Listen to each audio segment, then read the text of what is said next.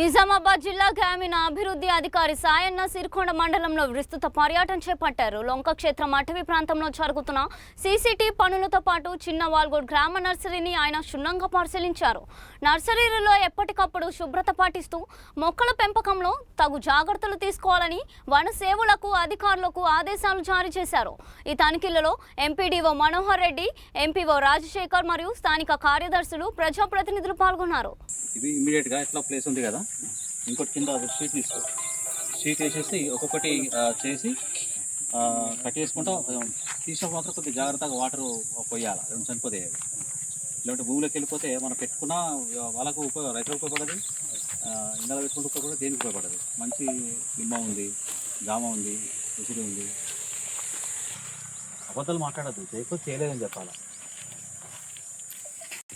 మీరేమో మెడికల్ వాళ్ళ దగ్గరికి ఓఆర్ఎస్ తీసుకొని ఫస్ట్ ఎయిడ్ చేసి వాటర్ మాత్రం చూసినా చిరుకొండలు పెట్టారు, అంతటా ఉండాలి అవి. మళ్ళీ అయిన తర్వాత ఎవరి వీక్ బిల్స్ పంపించాలి ఎంపీడో గారికి.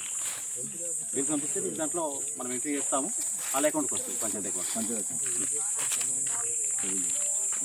మన సర్పంచ్ గారికి కూడా బాగా రాస్తుంది.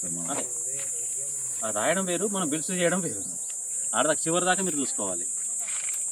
రెండు, ఒకటేమో పశువులు తినాయి, రెండవదేమో హైట్ దాకా ఇబ్బంది కాకుండా ఉంటుంది. మనం ఇట్లా చెట్టు పెట్టినాం అనుకోండి, రేంట్రీ అవి పెరిగిపోతే మళ్ళీ కట్ చేస్తాం. మనకు లేన్ సైడ్ అది పెట్టాలి, వైర్ లేన్ సైడ్ పెట్టాలి.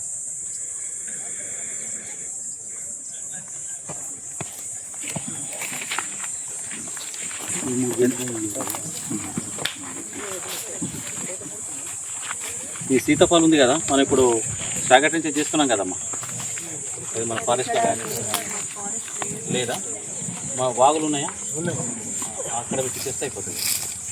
అవి ఏతాయి కానీ అవి కానీ ఒడ్ల పళ్ళు పెట్టేస్తే మన వరదల